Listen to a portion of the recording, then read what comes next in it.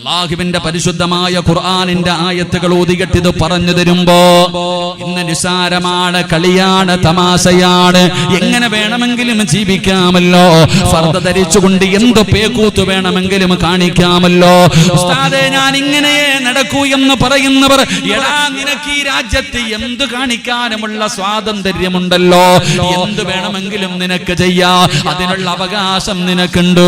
അല്ലാഹു പറഞ്ഞല്ലോ, ഇന്നാ ഹദൈനാഹു സബീല ഇമ്മാ ശാകിറാ വ ഇമ്മാ കഫൂറാ. അല്ലാഹു നിനക്ക് സ്വാതന്ത്ര്യം തന്നിട്ടുണ്ട്, അല്ലാഹു നിനക്ക് സ്വാതന്ത്ര്യം തന്നിട്ടുണ്ട്. പ്രായപൂർത്തിയായ ഒരു ചെറുപ്പക്കാരനോട് അല്ലാഹു പറയുകയാ, ഇതാ സ്വർഗത്തിലേക്കുള്ള വഴിയാണ്, കള്ളു കുടിക്കാൻ പറ്റൂല, വ്യഭിചരിക്കാൻ പറ്റൂല, പലിശ തിന്നാൻ പറ്റൂല, ഇതിലേ പോകുകയാണെങ്കിൽ നിസ്കരിക്കണം, ഖുർആൻ ഓതണം, നോമ്പ് പിടിക്കണം, ഞാൻ പറയുന്നത് പോലെ നീ ജീവിക്കണം. ഇങ്ങനെ ജീവിച്ചാ നിനക്ക് സ്വർഗത്തിൽ പോകാം. ഈ കാണുന്ന വഴി എന്തു വേണമെങ്കിലും ചെയ്യാം, ഒരാൾ പോലും നിന്നെ തടയാനില്ല, ഒരാൾ പോലും നിന്നോട് ചോദിക്കാനില്ല, എന്തു വേണമെങ്കിലും നിനക്ക് കാണിക്കാം. പക്ഷേ ഇതെന്റെ അവസാനം നരകമാ. ബുദ്ധിയുള്ളവനല്ലേ, ബുദ്ധിയുള്ളവനല്ലേ, ചിന്തിക്കടാ മനുഷ്യ, തെരഞ്ഞെടുക്കടാ മനുഷ്യ എന്ന് അല്ലാഹുവിന്റെ പരിശുദ്ധമായ ഖുർആൻ പറയുമ്പോ, ഉസ്താദന്മാര് ഖുർആനിന്റെ ആയത്തോതിയിട്ട് ഇതൊക്കെ പറയുമ്പോ, തലയിലെ ഒരു മുടി പോലും വെളിയിലിടല്ലേ എന്ന് പറയുമ്പോ, തലയിൽ ഷാളിടാത്ത പെണ്ണുങ്ങൾ, മാറിടം കാണിക്കുന്നവർ, വയറ് തുറന്നിട്ട് കൊണ്ട് നടക്കുന്നവർ, പടച്ചവനെ പറയാൻ കഴിയില്ലല്ലോ. അങ്ങനെയുള്ള രീതിയിൽ നടക്കുന്ന മുസ്ലിമേ, എന്തു വേണമെങ്കിലും നിനക്ക് കാണിക്കാം. പക്ഷേ അല്ലാഹുവിന്റെ ഖുർആനിലെ ഒരായത്ത് നീ മറക്കരുത്. നീ എന്ത് കാണിച്ചാലും കുഴപ്പമില്ല, നീ അല്ലാഹുവിന്റെ ഖുർആനിലെ ഒരായത്ത് ഓർത്തു വെച്ചോ. ഏതായത്ത് മറന്നാലും ഈ ആയത്ത് നീ മറക്കരുത്. ഈ ആയത്ത് ഹൃദയത്തിന്റെ അകത്ത് നീ എഴുതി വെച്ചോ. ഇത് നീ പേടിക്കേണ്ട ആയത്താടാ. അല്ലാഹു പറയുകയാ, ആരൊക്കെ പറഞ്ഞിട്ടും മുടിവെട്ടാതെ നടക്കുന്ന ചെറുപ്പക്കാരാ, അല്ലാഹുവേ വാപ്പ ഉപദേശിച്ചു, ഉമ്മ ഉപദേശിച്ചു, ഉസ്താദന്മാരുപദേശിച്ചു, എന്നിട്ടും പടച്ചവനെ എനിക്ക് മോഡലാണ്, എനിക്ക് ഫാഷനാണെന്ന് പറഞ്ഞ് മുടി വളർത്തി നടക്കുന്ന ചെറുപ്പക്കാരാ, മുട്ടുമക്കളിന്റെ ഇടയിലുള്ള സ്ഥലം ഔറത്താണെന്ന് പഠിച്ചിട്ട് കീറിയ പാൻറ്റും ധരിച്ച് നടക്കുന്ന യുവത്തവേ, തലമറക്കണം, ശരീരം മറക്കണം, ഫർദ ഇടണം, ഹിജാബ് ഇടണം, അല്ലാഹുവിനെ ഭയന്ന് ജീവിക്കണമെന്ന് പരിശുദ്ധമായ ഖുർആൻ പറയുമ്പോ, ഇതൊക്കെ കാറ്റിൽ പറത്തിയിട്ട് നടക്കുന്ന പെങ്ങളെ, എന്തു വേണമെങ്കിലും നീ മറന്നോ. ഖുർആനിലെ ഒരായത്ത് മറക്കരുത്, ഖുർആനിലെ ഒരായത്ത് മറക്കരുത്. ഏതായത്തെന്നറിയോ? അല്ലാഹുവേ 1400 വർഷങ്ങൾക്ക് മുമ്പ് നബി മുഹമ്മദ് മുസ്തഫ സല്ലല്ലാഹു അലൈഹി വസല്ലമ തങ്ങളുടെ സ്വഹാബിയുണ്ടല്ലോ, സ്വഹാബത്തൊരു യുദ്ധത്തിന് വേണ്ടി കടന്നു പോവുകയാ, സഹാബത്തൊരു യുദ്ധത്തിന് വേണ്ടി കടന്നു പോവുകയാ. അങ്ങനെ യുദ്ധത്തിന് വേണ്ടി ഒരു നാട്ടിലൂടെ പോകുമ്പോ ഒരു സുന്ദരിയായ പെണ്ണിനെ കാണുകയാണ്. യുവത്വത്തിന്റെ നടുവിലൂടെ നടന്നു പോകുന്ന ഒരു ചെറുപ്പക്കാരിയായ പെണ്ണിനെ കണ്ടപ്പോ സഹാബികൾ ഒരു ചെറുപ്പക്കാരനാ പെണ്ണിനോട് പ്രണയം തോന്നുകയാണ്. അല്ലാഹുവേ, ആര് പറഞ്ഞിട്ടും അവിടെ നിന്ന് കേൾക്കുന്നില്ല. തന്റെ ആഗ്രഹം പോയി പറയുകയാണ്. സുന്ദരിയായ പെണ്ണിന്റെ മുന്നിൽ പോയിട്ട് തന്റെ ആഗ്രഹം അവിടെ നിന്ന് പറയുകയാ, നിന്നെ എനിക്ക് വേണമെന്ന് പറയുമ്പോ പെണ്ണു പറഞ്ഞു, എന്റെ മതത്തിലേക്ക് വന്നാൽ ഞാൻ സമ്മതിക്കാം. അവൾ യഹൂദിയായിരുന്നു, ഇവൻ മതം മാറുകയാണ്, പെണ്ണ് കെട്ടുന്നതിന് വേണ്ടി മതം മാറുകയാണ്, അല്ലാഹുവിന്റെ ദീൻ അവിടെന്ന് വലിച്ചെറിയുകയാണ്. ആരൊക്കെ പറഞ്ഞിട്ടും കേൾക്കാതെ അവിടെന്ന് മതം മാറി ആ പെണ്ണിനെ വിവാഹം കഴിച്ചു. എല്ലാവർക്കും വലിയ വിഷമമായി. ആ യുദ്ധം പോലും പരാജയപ്പെട്ടു പോയി. പടച്ചവനെ, കൊല്ലങ്ങൾ കഴിഞ്ഞു, വർഷങ്ങൾ കഴിഞ്ഞു. അന്ന് യുദ്ധത്തിന് വന്നിരുന്ന ഒരു സ്വഹാബി, ആ ആ നാട്ടിലൂടെ പോകുമ്പോ പണ്ട് മതം മാറിയ കൂട്ടുകാരനെ ഓർമ്മ വന്നു. അവനെ കുറിച്ച് അന്വേഷിക്കുകയാണ്. അവസാനം കണ്ടുപിടിച്ചു, തന്റെ പഴയ കൂട്ടുകാരനെ കണ്ടുപിടിച്ചു. അവിടെ നിന്ന് വിശേഷങ്ങൾ ചോദിച്ചു. അവസാനം ചോദിക്കുന്നു, ചെറുപ്പക്കാരാ, നീ അല്ലാഹുവിന്റെ ഖുർആൻ മുഴുവനും കാണാതെ പഠിച്ചവനായിരുന്നല്ലോ, നീ ഹാഫിളായിരുന്നല്ലോ, നീ ഖുർആൻ മുഴുവനും കാണാതെ പഠിച്ചവനായിരുന്നല്ലോ. എന്തെങ്കിലും നിനക്ക് ഓർമ്മയുണ്ടോ? അല്ലാഹുവിന്റെ ഖുർആനിൽ എന്തെങ്കിലും നിനക്ക് ഓർമ്മയുണ്ടോ? ആ ചെറുപ്പക്കാരൻ പറഞ്ഞ മറുപടി എന്തെന്നറിയോ? അല്ലാഹുവിന്റെ പരിശുദ്ധമായ ഖുർആനിലെ എല്ലാ സൂറത്തുകളും ഞാൻ മറന്നുപോയി, എല്ലാം ഞാൻ മറന്നുപോയി. ഒരേ ഒരായത്ത് ഓർമ്മയുണ്ട്, ഒരേ ഒരായത്ത് മാത്രമേ എനിക്ക് ഓർമ്മയുള്ളൂ. എന്റെ ചെറുപ്പക്കാരാ, ഈ സദസ്സിലിരിക്കുന്നവരോട് പറയുകയാ, അല്ലാഹുവിനെ മറന്നുകൊണ്ട് ധിക്കാരികളെ പോലെ, അഹങ്കാരികളെ പോലെ അല്ലാഹു തരുന്ന അനുഗ്രഹങ്ങൾ മുഴുവനും രണ്ട് കൈയും നീട്ടി സ്വീകരിച്ചിട്ട് നന്ദിയില്ലാത്തവനെ പോലെ പടച്ചറപ്പിനെ പുറങ്കാലുകൊണ്ട് ചവിട്ടിയിട്ട് മതിമറന്ന് ജീവിക്കുന്ന യുവത്വേ, അല്ലാഹു പറയുകയാ, വത്തഖൂ യൗമൻ തുർജഊന ഫീഹി ഇലല്ലാഹ്. ഇത് ഭീഷണിയാടാ, ഇതൊരു ഭീഷണിയാടാ. അല്ലാഹു നിന്നോട് പറയുകയാ, അല്ലാഹു നിന്നോട് ഓർമ്മപ്പെടുത്തുകയാ, എങ്ങനെ വേണമെങ്കിലും ജീവിച്ചോ. ഞാൻ പറയുന്നത് കേൾക്കാതെ സ്വന്തം ഇഷ്ടപ്രകാരം ജീവിക്കാനാണെങ്കിൽ എന്തു തോന്നിവാസവൻ കാണിച്ച് നടന്നോടാ. ഓന്തോടിയാൽ എവിടെ വരെ ഓടുവടാ? പഴഞ്ചൊല്ല് പറയുവല്ലോ, ഓന്തോടിയാൽ എവിടെ വരെ ഓടും? നീ പോയാ എവിടെ വരെ പോകാനാടാ? നീ പോയാൽ എവിടെ വരെ പോകുമടാ? വാട്സപ്പിലും ഫേസ്ബുക്കിലും ഇൻസ്റ്റാഗ്രാമിലും ഫർദയും ഹിജാബ് വിട്ടുകൊണ്ട് വീഡിയോ എടുത്തിട്ട് ഈ ഉമ്മത്തിനെ കളിയാക്കുന്ന യുവത്വേ, ഇന്ന് പറയാതിരിക്കാൻ കഴിയില്ലല്ലോ.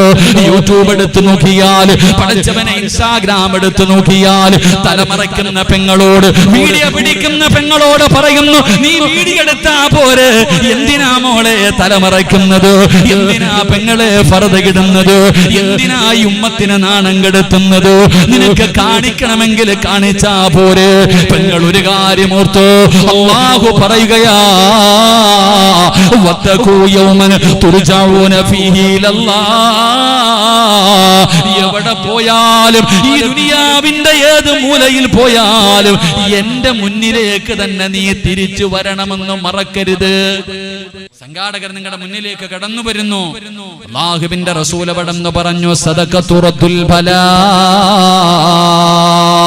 സദഖ വിപത്തുകളെ തട്ടിമാറ്റുമെന്നാണ്. രോഗങ്ങളെ മാറ്റുമടോ. ക്യാൻസറിനും ട്യൂമറിനും പോലും മരുന്നുണ്ടല്ലോ. അല്ലാഹുവിന്റെ പ്രവാചകൻ പറഞ്ഞു, അല്ലാഹുവിന് ചില അടിമകളുണ്ട്, അല്ലാഹുവിന് ചില അടിമകളുണ്ട്. അവര് രോഗം വന്നാൽ സദഖ കൊണ്ട് ചികിത്സിക്കുമെന്ന് നബി മുഹമ്മദ് മുസ്തഫ സല്ലല്ലാഹു അലൈഹി വസല്ലമ തങ്ങൾ പറയുകയാണ്. ഈ വികായയുടെ ചെറുപ്പക്കാർ നിങ്ങളുടെ മുന്നിലേക്ക് കടന്നു വരികയാ. നിന്റെ കിഡ്നി രണ്ടും പ്രവർത്തിക്കുന്നതാണോ എന്ന് നിനക്കറിയില്ലല്ലോ. എടോ, നിന്റെ അടുത്ത് നിന്റെ ശരീരത്തിൽ ക്യാൻസറിന്റെ അണുക്കളുണ്ടോ എന്ന് നിനക്കറിയില്ലല്ലോ. മനുഷ്യ, സദഖ കൊണ്ട് ചികിത്സിക്കടാ. അതൊരു പനിയാക്കി മാറ്റി ചെറുപ്പക്കാരാ. ഉപ്പമാരേ, അല്ലാഹുവിന്റെ മലക്കുകൾ നിന്റെ തലയുടെ മുകളിൽ കാത്തു നിൽക്കുകയാണ്.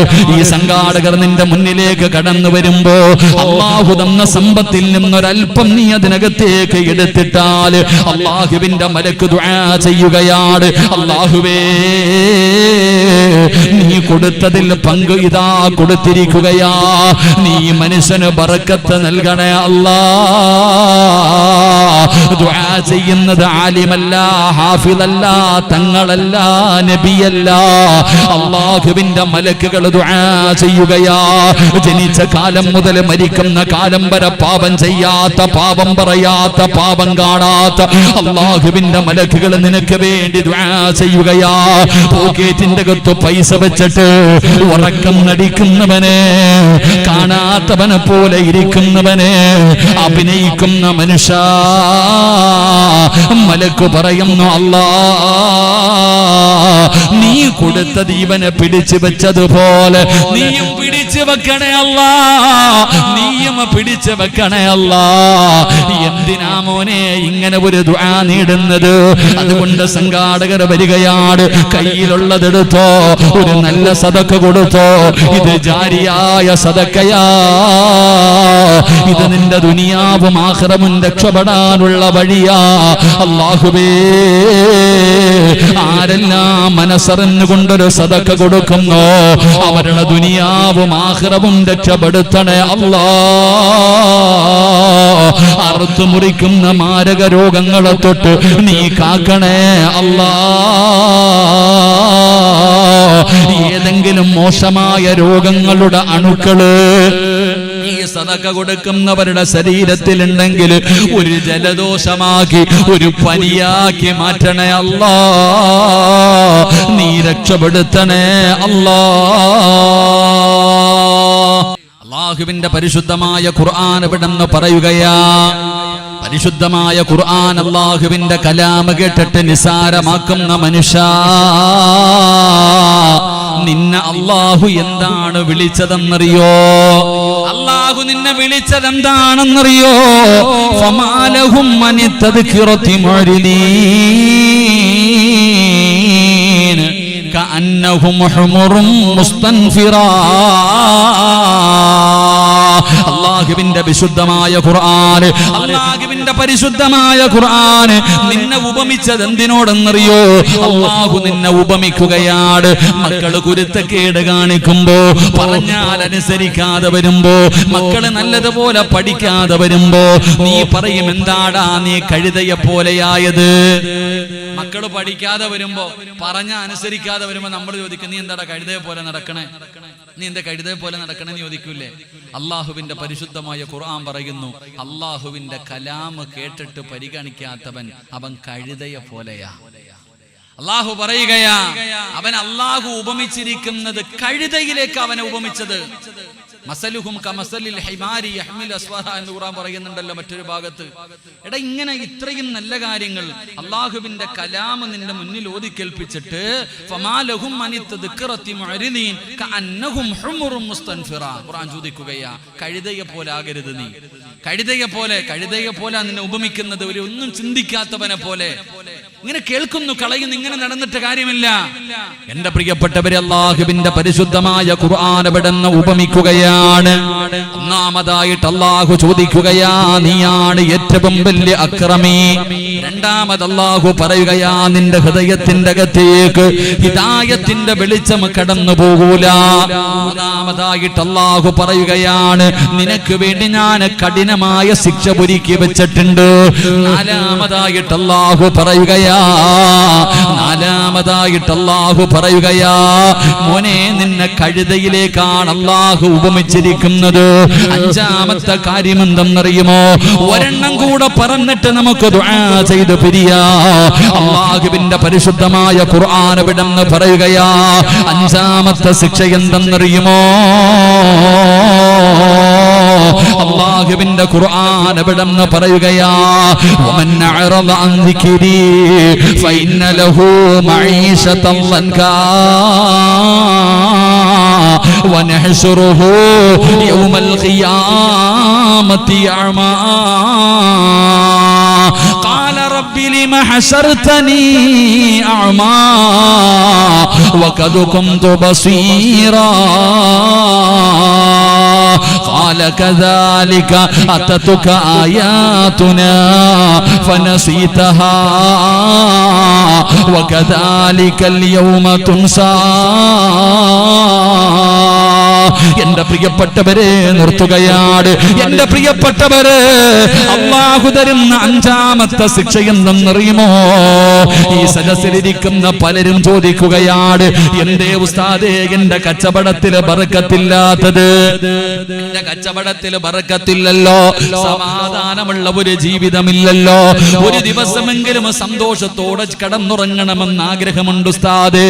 എന്റെ കടം മാറുന്നില്ലല്ലോ, എന്റെ രോഗം മാറുന്നില്ലല്ലോ, മാറുന്നില്ലല്ലോ, എന്റെ കണ്ണുനീര് മാറുന്നില്ലല്ലോ, എനിക്ക് മക്കളെ കിട്ടുന്നില്ലല്ലോ, ജീവിതം മടുത്തു ഉസ്താദ്. ഇതെന്തൊരു ജീവിതമാ, ഇതെന്തൊരു ജീവിതമാ, മരിച്ചാ മതിയെന്ന് തോന്നുന്നില്ലേ മനുഷ്യ? അതിന്റെ കാരണം എന്തെന്നറിയുമോ? അതിന്റെ കാരണം എന്തെന്നറിയോ? അല്ലാഹുവിന്റെ ഖുർആൻ പറയുകയാ, അല്ലാഹുവിന്റെ ഖുർആനിനെ അവഗണിക്കുന്നവനെ നിന്റെ ദുനിയാവ് അല്ലാഹു ഇടുക്കമാക്കുമെന്ന് വിശുദ്ധ ഖുർആൻ. അല്ലാഹുവിന്റെ പരിശുദ്ധമായ ഖുർആൻ പറയുകയാ, സമാധാനമില്ല നമ്മളിൽ പലർക്കും. അല്ലാഹുവിന്റെ വിശുദ്ധമായ ഖുർആൻ, അല്ലാഹുവിന്റെ പരിശുദ്ധമായ കലാമ് ഒരു ചെവിയിലൂടെ കേട്ട് മറു ചെവിയിലൂടെ കളഞ്ഞാൽ, അതിനെ പരിഗണിക്കാതെ വന്നാ അല്ലാഹു നിന്റെ ജീവിതം അങ്ങിടുക്കമാക്കുകയാ. ഈ ദുനിയാവിലെ ജീവിതം പ്രയാസത്തിലാണ്. സമ്പത്ത് എത്ര കിട്ടിയാൽ തികയുന്നില്ല, സമാധാനമില്ല, തിന്നാ വയറ് നിറയുന്നില്ല, വീടിനകത്ത് കേറാ തോന്നുന്നില്ല, ഭാര്യയുടെ കൂടെ കടന്നാ തൃപ്തിപ്പെടുന്നില്ല, മക്കളുടെ മുഖത്ത് നോക്കിയാ സന്തോഷമില്ല. പടച്ചവനെ വലിയ പ്രയാസമാണ്. വീടിനകത്ത് കയറുന്ന നിനക്ക് എങ്ങനെയെങ്കിലും പുറത്തു പോയാ മതി. അതിന്റെ കാരണം എന്തെന്നറിയുമോ? അല്ലാഹുവിന്റെ പരിശുദ്ധമായ ഖുർആൻ. ഖുർആനില്ലാത്ത വീട് ശവപ്പറമ്പാടാ. അല്ലാഹുവിന്റെ പരിശുദ്ധമായ ഖുർആനില്ലാത്ത വീട് അത് പള്ളിപ്പറമ്പ് പോലെയാണ്, അത് ശ്മശാനം പോലെയാണ്. ഖുർആനുള്ള വീട്, നീ എത്ര ഖുർആൻ വേണമെങ്കിലും നിന്റെ വീടിനകത്ത് വെച്ചു മേടിച്ചു വെച്ചോ. പക്ഷേ ഓരോ ദിവസം ഓരോന്നൊന്ന് തുറന്നു നോക്ക്, ഓരോ ദിവസവും ഓരോന്നും എടുത്ത് നോക്ക്. അല്ലാതെ വെക്കല്ലേ, അത് കരയുകയാ, അത് നിനക്ക് നാശമാണെന്ന് നബി മുഹമ്മദ് മുസ്തഫ സല്ലല്ലാഹു അലൈഹി വസല്ലമ തങ്ങൾ പറയുമ്പോ, നിനക്ക് ദുനിയാവിൽ കിട്ടുന്നത് പ്രയാസമാണ്, ഇനി ആഖിറത്തിലോ അല്ലാഹു പറയുകയാ, ഖാല റബ്ബി ലിമ ഹശർതനി അഅമാ വഖദ് കുന്തു ബസീറാ قال كذلك أتتك آياتنا فنسيتها وكذلك اليوم تنسى. പള്ളിയുടെ പറമ്പിൽ നിന്ന് എഴുന്നേറ്റ് വരികയാ, ഖബറിനകത്ത് നിന്ന് എഴുന്നേറ്റ് ഇസ്രാഫീൽ എന്ന മലക്ക് സൂറെന്ന കാകടത്തിൽ ഊതുമ്പോ വാവാട് പള്ളിയുടെ ഖബർസാനിൽ നിന്ന് എഴുന്നേറ്റ് വരികയാണ്. പട്ടിയുടെ കോലത്തിൽ, പന്നിയുടെ കോലത്തിൽ, കഴുതയുടെ രൂപത്തിൽ പേപ്പട്ടിയെ പോലെ വരുന്നവൻ, നടന്നു വരുന്നവൻ, ഇടഞ്ഞു വരുന്നവൻ, മുഖത്ത് മാംസമില്ലാത്തവൻ, പടച്ചവനെ പല പല കോലങ്ങളിൽ ഇഴഞ്ഞും നടന്നും വരുന്നവർ, ഇങ്ങനെ ഖബറിനകത്ത് നിന്ന് എഴുന്നേറ്റ് വരുന്ന റബ്ബിന്റെ കോടതിയുണ്ടല്ലോ. അന്ന് വാവാട് പള്ളിയുടെ ഖബർസാനിൽ നിന്ന് ചിലർ എഴുന്നേറ്റ് വരുമ്പോ അവരുടെ കണ്ണ് കാണുന്നില്ല, അവരുടെ ചെവിക്ക് കേൾവിയില്ല. അന്ധന്മാരെ പോലെ ഖബറിനകത്ത് നിന്ന് എഴുന്നേറ്റ് വരികയാണ്. അല്ലാഹുവിനോട് ചോദിക്കുകയാ, ഖാല റബ്ബി ലിമ ഹശർതനി അഅമാ വഖദ് കുന്തു ബസീറാ. അല്ലാഹുവേ, എന്തു പറ്റി പടച്ചവനെ? അല്ലാഹുവേ, ഞങ്ങൾക്ക് കാഴ്ചയുണ്ടായിരുന്നല്ലോ, ഞങ്ങൾക്ക് ചെവി കേൾക്കുമായിരുന്നല്ലോ. അല്ലാഹുവേ, എന്തു പറ്റിയെന്ന് റബ്ബിനോട് ചോദിക്കുമ്പോ, വഖദ് കുന്തു ബസീറാ ഖാല കദാലിക അതതുക ആയാതുനാ ഫനസീതഹാ വകദാലികൽ യൗമ തുൻസാ. അല്ലാഹുവിന്റെ ഖുർആൻ ദുനിയാവിൽ വെച്ച് ആയത്തുകൾ ഓതിയിട്ട് പറഞ്ഞപ്പോ, പിരിവ് ചോദിച്ചപ്പോ, പാവങ്ങൾക്ക് ചോദിച്ചപ്പോ, യതീമീങ്ങൾക്ക് ചോദിച്ചപ്പോ, നീ കേൾക്കാത്തവനെ പോലെ നടന്നവനല്ലേ? പലതും നിന്റെ കണ്ണിന്റെ മുന്നിൽ അല്ലാഹു കാണിച്ചു തന്നല്ലോ, പലതും നിന്റെ ചെവി കൊണ്ട് കേട്ടല്ലോ. നീ കേൾക്കാത്തവനെ പോലെ, കാണാത്തവനെ പോലെ, അന്ധനെ പോലെ അഭിനയിച്ചില്ലേടാ? ദുനിയാവിൽ കിടന്ന് കളിച്ചില്ലേടാ? നിസാരമാക്കി കളഞ്ഞില്ലേടാ? ഇന്നതുകൊണ്ട് നിന്നെയും ഞാൻ അങ്ങനെയാക്കിയിരിക്കുകയാ. ഇന്ന് നീ അന്ധനാണ്, നാണം കെട്ടവനെ പോലെ പരലോകത്തേക്ക് പടച്ച റബ്ബ് നിന്നെ കൊണ്ടുവരുമെന്ന് ഖുർആൻ ഖുർആൻ അവിടെന്ന് പറയുമ്പോ എന്റെ സഹോദരങ്ങളോട് പറയുന്നു, കളിയല്ല, തമാശയല്ല, നിസാരമല്ല, നിസാരമായി കാണല്ലേ. അള്ളാന്റെ ഖുർആനാണ് കേൾക്കുന്നത്, അള്ളാഹുവിന്റെ ഖുർആനാണ് പഠിക്കുന്നത്, അള്ളാഹുവിന്റെ ഖുർആനാണ് ഓതുന്നത്. ഈ ബോധത്തോടു കൂടി വേണം എന്നെ കൈകൊണ്ട് തൊടാൻ. ഇന്നു മുതൽ അള്ളാഹുവിന്റെ ഖുർആൻ തുടക്കുമ്പോ, അള്ളാന്റെ ഖുർആൻ കൈകൊണ്ടെടുക്കുമ്പോ എന്റെ പ്രിയപ്പെട്ടവരെ, ഈ പറഞ്ഞ 5 കാര്യങ്ങൾ നിങ്ങൾ മറന്നു പോകരുത്.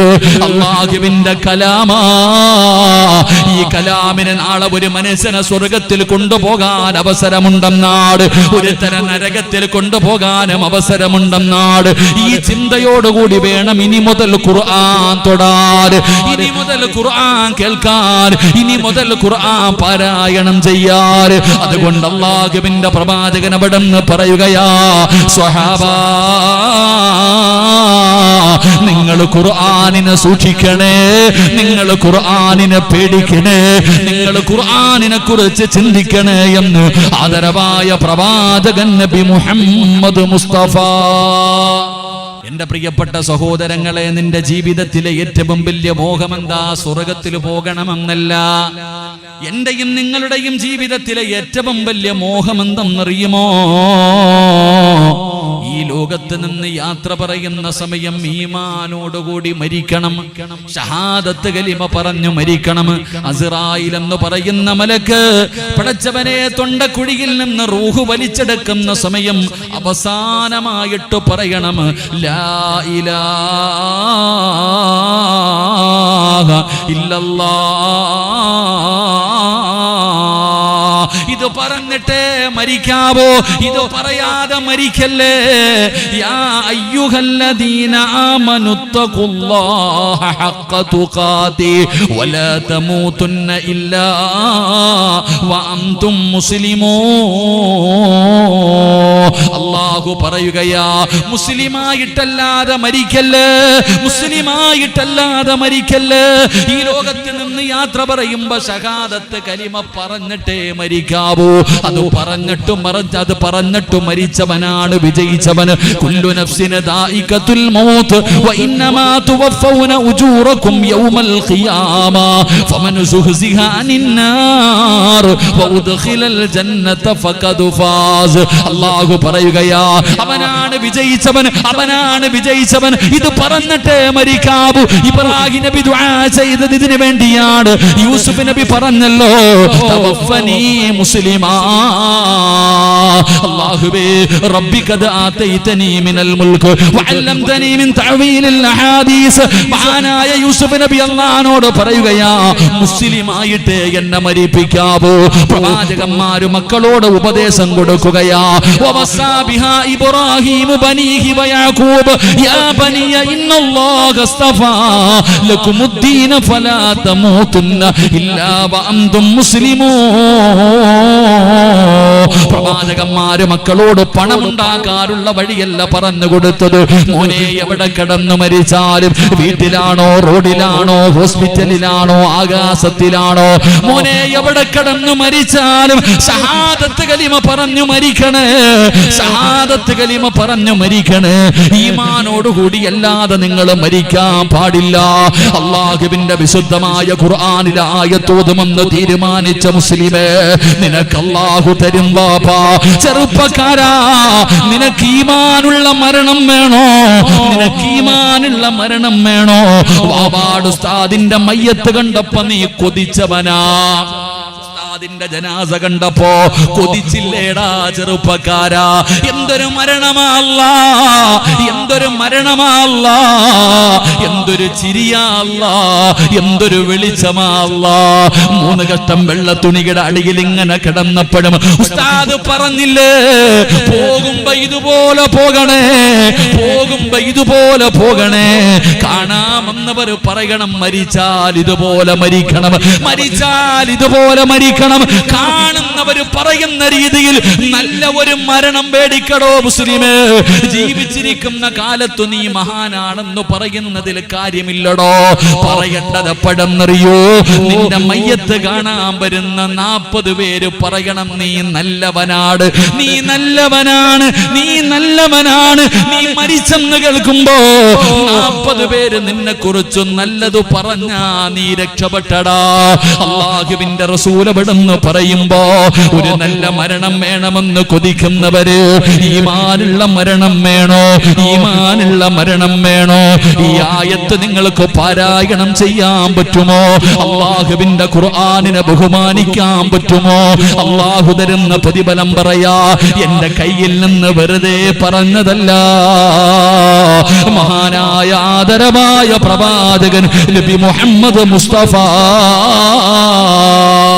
സല്ലല്ലാഹു അലൈഹി വസല്ലമ തങ്ങളുടെ സഹാബിയ മഹാനായ സഅദ് റളിയല്ലാഹു തആല അൻഹു. സഅദ് തങ്ങളുടെ ചരിത്രം അറിയുമല്ലോ.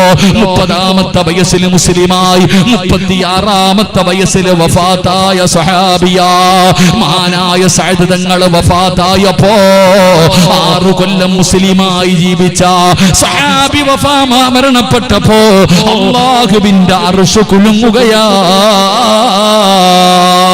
അല്ലാഹുവിന്റെ അർശ് പോലും കുലുങ്ങുകയാണ്. 6 കൊല്ലം മുസ്ലിമായി ജീവിച്ച ഒരു സ്വഹാബി മരിച്ചപ്പോ അല്ലാഹുവിന്റെ അർശ് കുലുങ്ങുകയാ. പടച്ചവനെ, എല്ലാവരും വേദനയിലാണ്, എല്ലാവരും പ്രയാസത്തിലാണ്. സഅദ് തങ്ങളുടെ മുഖത്ത് വല്ലാത്ത സന്തോഷമാ. ചിരിച്ചുകൊണ്ട് കിടക്കുകയാണ്, ചുണ്ടിൽ പുഞ്ചിരിയാണ്, മുഖത്ത് വല്ലാത്ത പ്രകാശമാണ്. കാണുന്നവര് പോലും അത്ഭുതത്തോടെ നോക്കുകയാണ്. മനോഹരമായ ഒരു മരണം അല്ലാഹു കൊടുത്തു, മനോഹരമായ ഒരു മരണം അല്ലാഹു കൊടുത്തു. എന്റെ പ്രിയപ്പെട്ടവരെ, രണ്ടാമത്തെ പ്രതിഫലം എന്തെന്നറിയോ?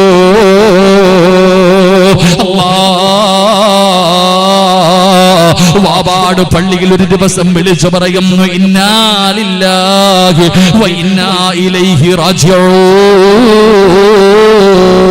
നീ മരിച്ചുപോയെന്ന് വിളിച്ചു പറയുമല്ലോ. നാട്ടുകാരും കുടുംബക്കാരും ജനങ്ങളും മുഴുവനും നിന്റെ വീട്ടിലേക്ക് കടന്നു വരുമല്ലോ. വീടിന്റെ പരിസരത്ത് ടാർപ്പ വലിച്ചു കെട്ടി ചെറിയ ചൂടുള്ള വെള്ളം കൊണ്ടുവച്ചു. നിന്റെ ജനാസ കൊണ്ടുവന്ന് കുളിപ്പിക്കുമല്ലോ. അല്ലാഹുവേ, അതാ പടച്ചവനെ നല്ലതുപോലെ കുളിപ്പിച്ചു, നിന്നെ ഉളുപെടുപ്പിച്ചു, നല്ലതുപോലെ തുടയ്ക്കുകയാണ്.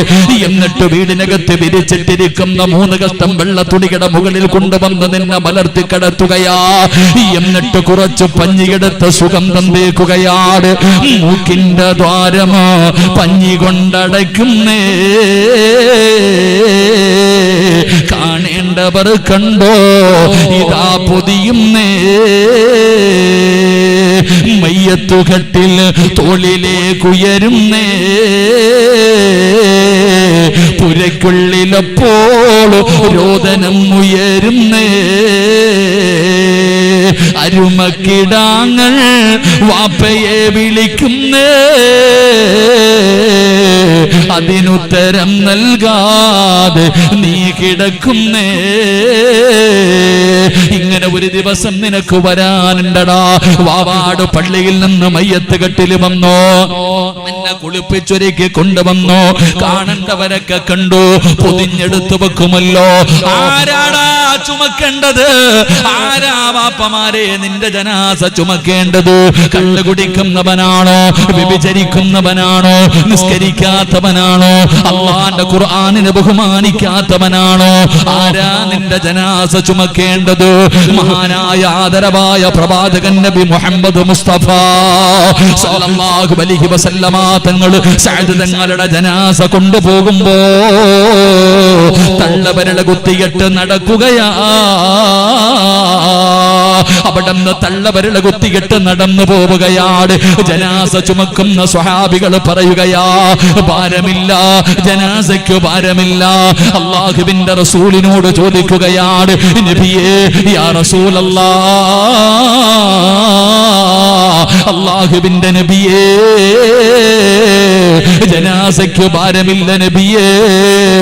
തള്ളവരള കുത്തിയിട്ട് നടക്കുന്നത് കണ്ടല്ലോ നബിയേ, എന്തു പറ്റിയെന്ന് അല്ലാഹുവിന്റെ പ്രവാചകനോട് സ്വഹാബത്ത് ചോദിക്കുമ്പോ റസൂലുള്ളാഹി പറയുന്നു, സ്വഹാബാ, 70,000 മലക്കുകൾ ഇറങ്ങി വന്ന് സ്വഹാബാ, നടക്കാ സ്ഥലമില്ല സഹാബ, എനിക്ക് നടക്കാ സ്ഥലമില്ല സഹാബ. തള്ളവരൽ കുത്താനാണ് എനിക്ക് സ്ഥലം കിട്ടിയത്. സഅദ് തങ്ങളുടെ ജനാസ ചുമന്നത് മലക്കുകളാണ് സഹാബ.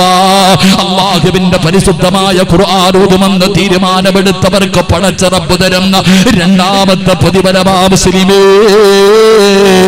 ആകാശ ലോകത്ത് നിന്ന് അല്ലാഹുവിന്റെ മലക്കുകൾ വരികയാണ്. സൗദിയുടെ ഭരണാധികാരിയല്ല, ഇന്ത്യയുടെ പ്രധാനമന്ത്രിയല്ലടാ, അല്ലാഹുവിന്റെ പരിശുദ്ധമായ മലക്കുകളുണ്ടല്ലോ. ആകാശ ലോകത്ത് നിന്ന് ഇറങ്ങി വരുന്ന ഒരു മരണം അല്ലാഹു നിനക്ക് തരികയാണ്. അത് മാത്രമല്ലല്ലോ, സഅദ് റളിയല്ലാഹു തആല അൻഹുവിന് വേണ്ടി ഖബർ കുഴിക്കുന്ന മനുഷ്യനുണ്ടല്ലോ. അവിടെ നിന്ന് ഖബർ കുഴിച്ചു കൊണ്ടിരിക്കുമ്പോ സുബ്ഹാനല്ലാഹ്, മണ്ണിന് പോലെ സുഗന്ധമാ, ഖബറിലെ മണ്ണിന് പോലും സുഗന്ധമാ. ആ മനുഷ്യൻ അത്ഭുതമാവുകയാണ്. അവിടെ നിന്ന് ഖബർ കുഴിക്കുന്ന മനുഷ്യനുണ്ടല്ലോ, ഖബറിന്റെ പണി കഴിഞ്ഞപ്പോ അവസാനം മണ്ണ് വാരിയെടുക്കുകയാണ്. 6 അടി മണ്ണിന്റെ ഖബർ കുഴിച്ചിട്ട് അവസാന ഖബറിനകത്തിരുന്നിട്ട് അവിടെ നിന്ന് റബ്ബേ ഖബറിലെ മണ്ണ് വാരിയെടുക്കുകയാ. ഖബർ കുടിച്ചവൻ പോലും കരയുകയാ, ഖബർ കുടിച്ചവൻ പോലും കരയുകയാ. അല്ലാഹുവേ, എന്തൊരു ഭാഗ്യവാ സഹോദരാ. ഈ നാട്ടിലെ പാവാട് ഖബർ കുടിക്കുന്ന മനുഷ്യനെ നിനക്കറിയുമെങ്കില് ചെന്ന് ചോദിക്കടോ, ചെന്ന് ചോദിക്കടോ. ആരുടെയെങ്കിലും ജനാസ ഖബറടക്കാൻ സാക്ഷാൽ വാവാട് ഉസ്താദിന്റെ ഖബർ കുടിച്ച മനുഷ്യനോട് ചോദിക്കടോ, എന്തെങ്കിലും അനുഭവം ഉണ്ടായിട്ടുണ്ടോ? എന്തെങ്കിലും പ്രയാസം അനുഭവപ്പെട്ടോ? എന്തെങ്കിലും ബുദ്ധിമുട്ട് തോന്നിയിട്ടുണ്ടോ? ഇല്ലടോ മനുഷ്യ, ഇല്ലടോ മനുഷ്യ. അല്ലാഹുവിന്റെ പരിശുദ്ധമായ ഖുർആനിനെ ഹൃദയത്തിൽ കൊണ്ടു നടന്ന മഹാരാ. എങ്ങനാ മനുഷ്യ, ഖബറിലെ മണ്ണിന് പോലെ സുഗന്ധമല്ലേ, ഖബറിലെ മണ്ണിന് പോലെ സുഗന്ധമല്ലേ. അല്ലാഹുവേ, ഖബർ കുഴിക്കുന്ന മനുഷ്യന് മണ്ണ് വാരി മടിയിൽ വെക്കുകയാണ്. ഖബറടക്കി തന്റെ വീട്ടിലേക്ക് കടന്നു ചെന്നു. രാത്രി നോക്കുമ്പോ അല്ലാഹുവേ കസ്തൂരിയെ പോലെ വാസിക്കുകയാ. സഅദ് തങ്ങളുടെ ഖബറിനകത്ത് നിന്ന് വാരിയെടുത്ത മണ്ണുണ്ടല്ലോ, ആ മനുഷ്യന്റെ വീട് മുഴുവനും അവിടെ നിന്ന് വല്ലാത്ത സുഗന്ധമാ, വല്ലാത്ത സുഗന്ധമാ. അവസാനം ഈ ഖബർ കുടിച്ച മനുഷ്യനുണ്ടല്ലോ, സഅദ് റളിയല്ലാഹു തആല അൻഹുവിനെ സ്വപ്നം കാണുകയാ. സഅദ് തങ്ങളുടെ സ്വപ്നം കാണുകയാ. അവിടെ നിന്ന് ചോദിക്കുന്നു, സഅദേ എങ്ങനെയാ സഅദേ, നീ മരിച്ചപ്പോ അല്ലാഹുവിന്റെ അർശ് കുലുങ്ങിയല്ലോ, മലക്കുകൾ ഇറങ്ങി വന്നല്ലോ, മണ്ണിന് പോലെ സുഗന്ധമായിരുന്നല്ലോ. എങ്ങനെയാ ഈ പ്രതിഫലം കിട്ടിയത്? എങ്ങനെയാ ഈ പ്രതിഫലം കിട്ടിയത്? ഞാൻ നിനക്ക് വേണ്ടി ഖബർ കുടിച്ചവനാണല്ലോ, എനിക്കൊന്ന് പറഞ്ഞു തരുമോ സഅദേ? ഖബർ കുടിച്ച മനുഷ്യനവിടെന്ന് ചോദിക്കുമ്പോ സഅദ് റളിയല്ലാഹു തആല പറഞ്ഞു കൊടുക്കുകയാ, ഞാൻ പിടിച്ച സുന്നത്ത് നോമ്പും ഞാൻ ഊതിയ പരിശുദ്ധമായ ഖുർആനും ഇതിനു പകരം എനിക്ക് അല്ലാഹു തന്ന പ്രതിഫലമാ എന്ന് പറഞ്ഞു കൊടുത്തെന്ന് ചരിത്രം പറയുമ്പോ അല്ലാഹുവിന്റെ വിശുദ്ധമായ ഖുർആനിനെ ഹൃദയത്തിലേക്ക് ചേർത്ത് പിടിക്കുന്നവര്, ആ ഖുർആനിനെ ആദരിക്കുന്നവര്, ആ ഖുർആനിനെ സ്നേഹിക്കുന്നവര്, ആ ഖുർആനിനെ പാരായണം ചെയ്യുന്നവര്, നിനക്ക് അല്ലാഹു തരുന്ന പ്രതിഫലം എന്തെന്നറിയുമോ? നബി അമ്മാമത്തുൽ ബാഹിരി റളിയല്ലാഹു തആല അൻഹു ഖാല റസൂലുള്ളാഹി സ്വല്ലല്ലാഹു അലൈഹി വസല്ലം, അല്ലാഹുവിന്റെ പ്രവാചകൻ അവിടെന്ന് പറയുകയാ, അവിടെന്ന് പറയുകയാ, ആരെങ്കിലും ഖുർആനിലെ ഈ ആയത്ത് പാരായണം ചെയ്താ അവന്റെയും സ്വർഗത്തിന്റെയും ഇടയിൽ ഒരു മറയേ ഉള്ളൂ, അവന്റെയും സ്വർഗത്തിന്റെയും ഇടയിൽ ഒരേ ഒരു മറയേ ഉള്ളൂ. ഏത് മറയെന്നറിയോ? ഏത് മറയെന്നറിയോ? ഈ ആയത്ത് പാരായണം ചെയ്താൽ, ഈ ആയത്ത് പാരായണം ചെയ്യുന്ന മനുഷ്യന്റെയും സ്വർഗത്തിന്റെയും ഇടയിൽ ഒരേ ഒരു മറ. അല്ലാഹു നമുക്ക് ഈമാൻ നൽകുമാറാകട്ടെ.